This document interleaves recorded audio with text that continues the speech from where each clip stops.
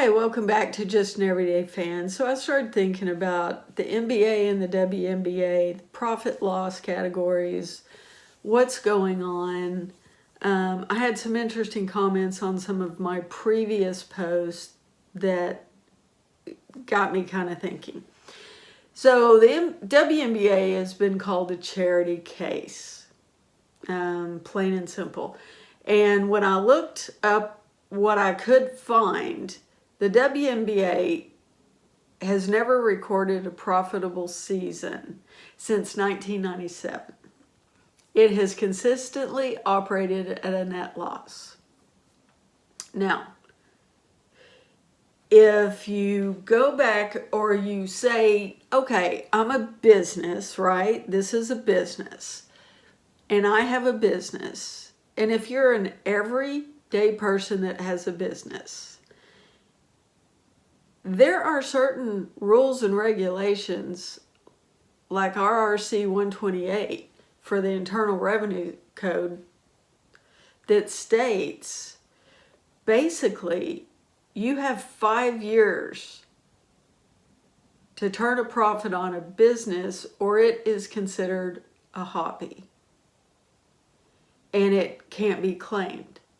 So how are the owners of, if this is true and correct, how are the owners of and the investors in these teams, the WNBA teams, can you explain to me how they were able to do that? Because it appears to me that the NBA is operating at a profit, although I looked their stuff up and they had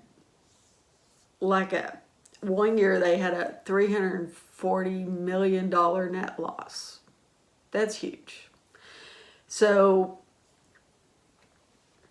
how are the NBA, because I know some of the NBA owners also own or are investors in the corresponding parallel women's team for those cities.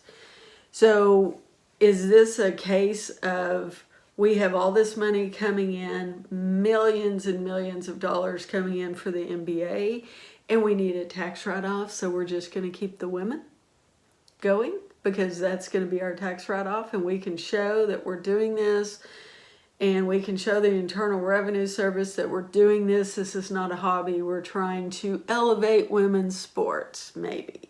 There you go. I don't know that for sure.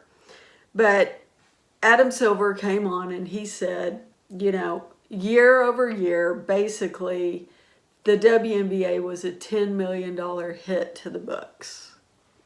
Like a net loss of $10 million. Now, there have been some of the leagues that have posted profit or broke even, but they don't give that information as to who those leagues were, as far as the organizations. And I looked real hard here, and I couldn't find anything. But they did say that while fan interest, attendance, merchandise, and broadcasting rights are all trending sharply upward, the league remains heavily subsidized by the NBA and outside investors until major new revenue streams like media deals starting in 2006 come on board. Turning a profit at the league widely remains leveled out. Like, they're not going to turn a profit. It's going to be unrealized. Now, I think 2025 is going to be a different thing. So this is what they're saying for 2024. So 1997 to 2024. They did say in 2024, and I found this pretty interesting, the league's projected loss soared to approximately 40 to 50 million. And this was largely in part due to rising operating costs like chartered flights. So instead of putting the ladies on a bus and busing them back and forth because of time constraints, they chartered flights. Now, this came in as we know, when Caitlin Clark signed on, I think this was one of the things that she brought into the league for all the players. And so now they're saying, well, we're even less profitable now than we were in 2023. I find that hard to believe. So the more operating costs you have, the more write-offs you have for your profit loss.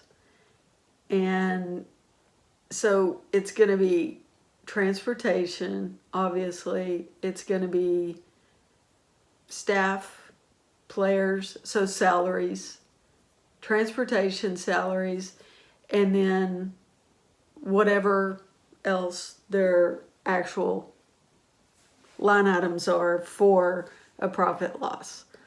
Advertising, whatever it might be. What do y'all think on this? Because this comment kept coming up and kept coming up and kept coming up in some of my previous posts. And I wanted to try to get a take on this and try to understand this. Can the WNBA ever be profitable? Because now we have another CBA agreement coming up, and the players are going to want more money. They're going to have to put larger caps on teams. We have expansion teams coming in, 5 new expansion teams. And there might be more. I don't know. That's just what we know about right now. So I'm trying to get a handle on this. I'm trying to understand this. And if this is such a loser, if the WNBA is such a loser, shut it down. Why not shut it down? Because there are billionaires out there that can literally offer players teams. They can start up their own teams and say, come with me, I'll do you right, here's what we're giving you, boom. And it doesn't even need to be associated with the WNBA. I mean, as far as I'm concerned, if they wanted to, they could fly them all over the world to play different teams, different international teams. And so how's the WNBA handling this? How's the NBA handling this? How does this all kind of fit together? I'm trying to figure out the puzzle. Is this just going to be something that just remains a loss for the NBA because it is what it is, and they're able to take the loss on the W side and not on the NBA side because they're making too much money on the NBA side? I think that that's probably what it is. I think they're subsidizing the WNBA because they get the benefit of taking the losses and the tax write-offs. Now, what I don't understand is how they get by the tax code. Now, I'm not a tax attorney. I'm not a CPA. I do not deal with the IRS. I do not work with the IRS. So I'm just trying to understand how this is all going down. And if the women are such a charity, why do they keep doing it?